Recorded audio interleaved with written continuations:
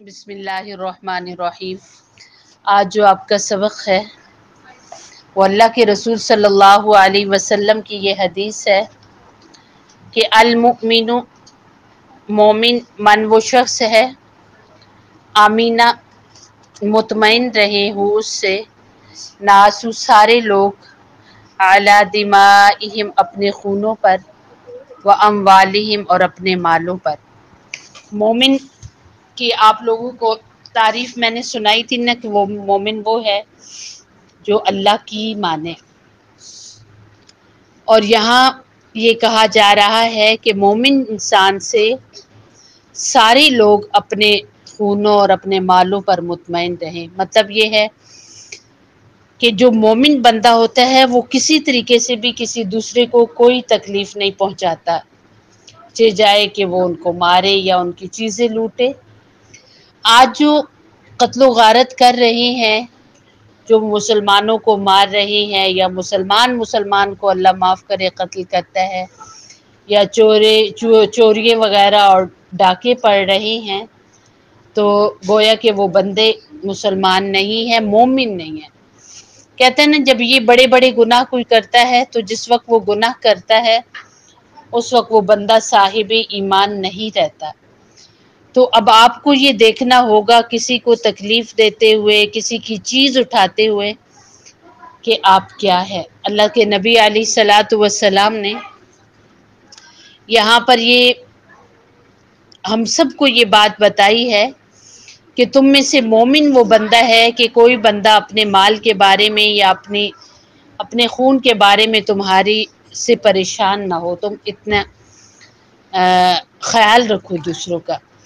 अब जाहिर है कि हर मुल्क में हर तरह के लोग रहते हैं। पड़ोसी मुल्क के अंदर अफ़गानिस्तान में कुछ अरसा क्या काफ़ी अरसा एक सहाफ़िया औरत कैद हो गई थी। तो मुसलमानों का, ईमान वालों का उसके साथ जो ताल्लुक़ था, जो उनका औरतों के साथ रवैया था, वो इतनी मुतमईन हुई कि वो कैद होने के बाद मुसलमान हो गई। और उसने अपना जो वजह बताई ईमान लाने की, वो ये थी कि मेरे शायद अपने भाई भी मेरा इतना ख्याल ना रखते जितना ये अल्लाह के इंसानों ने मेरा ख्याल रखा है। यानी वो अल्लाह के बंदे इस कदर ख्याल रखा करते थे और अब भी रखते हैं कि वहाँ पर ये हुक्म है रसूलुल्लाह सल्लल्लाहु अलैहि वसल्लम के मज़हब में हम सबको कि हम औरतों ने भी पर्दा करना है और हमारे मर्द भी इस चीज़ का ख्याल रखें। तो उलमा ये कहते हैं और बड़े और नेक मुसलमान ये बात कहते हैं कि सही मानों में जब अफ़गान के अंदर इस्लामी सल्तनत थी पहले और अब भी, और अल्लाह ताला क़यामत रखे, कि वहाँ अगर औरतें ना भी पर्दा करें, ना बुर्का पहन के आए, तब भी उन्हें देखने वाला कोई नहीं है। क्योंकि जो वहाँ के मर्द हजरात हैं, अल्लाह रब्बुल इज़्ज़त ने उस जगह की जो इबादत और नेकियों की जो खुशबू है, उसका ये असर उन पे डाला है कि वो ऊपर देखते ही नहीं है। इसी तरीके से मुसलमानों की ये निशानी है कि वो बहुत इस चीज़ का ख्याल रखते हैं। तो आप यहाँ पर छोटे बच्चे और बच्चियाँ मौजूद हैं, तो आप लोग जो बच्चे बच्चियाँ हैं, आज जाहिर है आप लोग बच्चे हैं, कल आपको बड़े होना है। और अगर बचपन से इस चीज़ का आप लोग ख्याल नहीं रखेंगे तो बड़े होकर आप ख्याल नहीं रख पाएंगे। आप देखिए कि छोटे बच्चों को का ख्याल ना रखने की वजह से कितने ऐसे केसेस हैं। आज भी लड़के कैद के अंदर हैं, छोटी छोटी उम्र के बच्चे और बच्चियां, उन्होंने कत्ल किया है, मारा है किसी को ना किसी को, तो आज वो कैद के अंदर हैं। और इसी तरीके से कितने बच्चे और बच्चियां कैद में हैं इस वजह से कि उन्हें आदत है चोरी करने की, लूट मार करने की। उन्होंने बैंक लूटे हैं, उन्होंने लोगों की तिजोरियां खाली की हैं। तो अल्लाह की रसूल सल्लल्लाहु अलैहि वसल्लम यहाँ फरमाते हैं कि मोमिन वो है कि जिससे लोग हर तरह का अमन पाएं,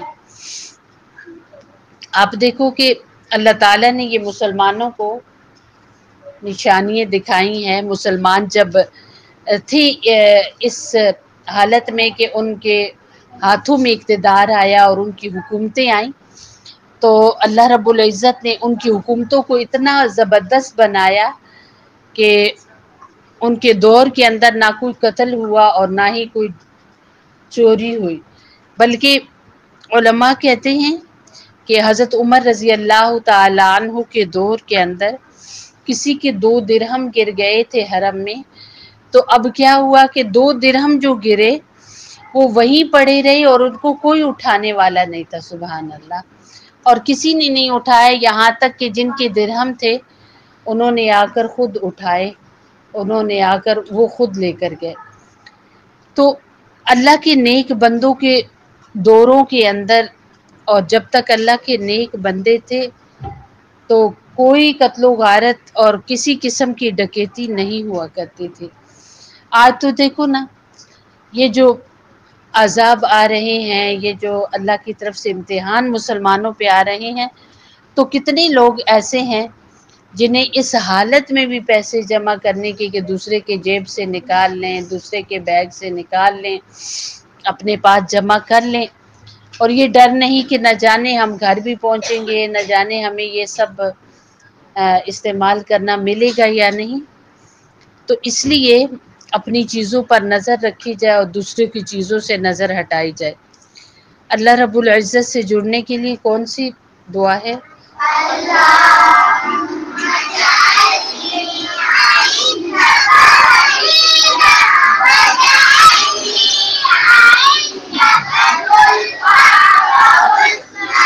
اور نبی صلی اللہ علیہ وسلم کی محبت کا درود شریف۔